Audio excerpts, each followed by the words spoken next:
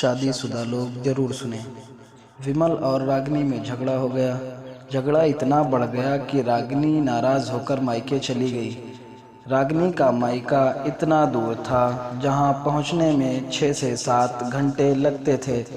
रागिनी को अचानक मायके वाले ने देखा तो सब सोच में पड़ गए।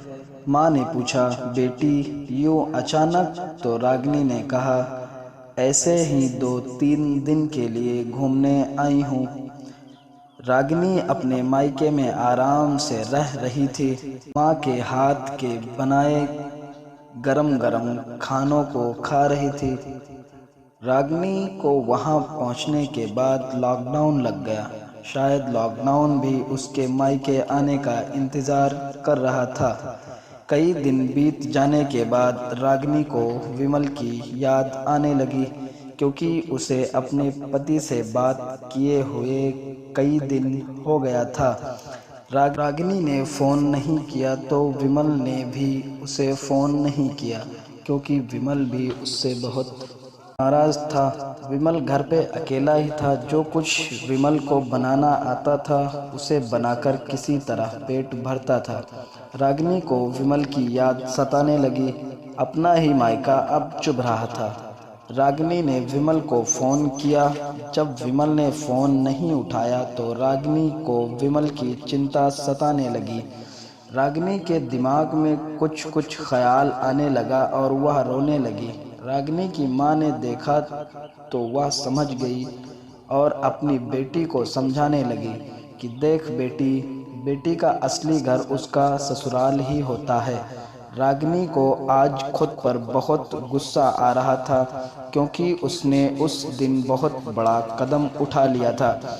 कुछ देर बाद विमल का फ़ोन आया और रागिनी ज़ोर ज़ोर से रोने लगी। विमल ने कहा, अरे पागल, क्यों रो रही है? रागिनी बोली, मुझे माफ़ कर दो, गुस्से में मैंने यह किया। विमल ने कहा कि अब परेशान होने की ज़रूरत नहीं है। तुम मायके में आराम से रहो और मेरी चिंता मत करना, मैं ठीक हूँ। रागिनी बोली, मुझे आपके पास आना है, इसी वक्त मुझे आपसे माफ़ी मांगनी है। मुझे एहसास हो गया है कि मैं गलत हूँ। अब कभी भी ऐसी गलती नहीं होगी। विमल ने कहा, अभी कुछ दिन वही रहो, क्योंकि अभी लॉकडाउन है। जैसे ही ख़त्म होगा मैं आपको लेने आ जाऊंगा। और विमल ने फ़ोन रख दिया। 2 महीने बाद विमल रागिनी को लेने आया। रागिनी अब विमल के साथ घर आई। रागिनी विमल से नज़र नहीं मिला रही थी। रागिनी इतने टेंशन में थी कि सब्ज़ी में नमक की जगह शक्कर डाल दिया। रागिनी खाना लेकर विमल के पास गई। विमल ने जैसे ही एक मुखड़ा मुंह में रखा, एकदम गुस्से में आ गया। विमल ने रागिनी को खाना खाने को कहा। रागिनी ने एक निवाला अपने मुंह में रखा और बोली, मैं दूसरा बना के लाती हूँ। विमल ने रागिनी का हाथ पकड़ा और कहा, तुम ऐसे ही गंवार बनकर रहो, पर हाँ, आज का खाना भले ही अच्छा नहीं है, पर है बिल्कुल आपकी तरह, जो हर रोज़ कुछ ना कुछ करती रहती है, फिर लास्ट में माफ़ी मांगती है और मैं माफ़ कर देता हूँ।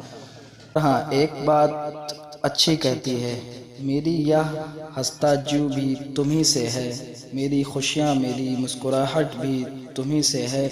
अब कभी ना जाना तुम क्रोध को छोड़ दो, जो तुम पे करूं मैं प्यार भी तुम्ही से है।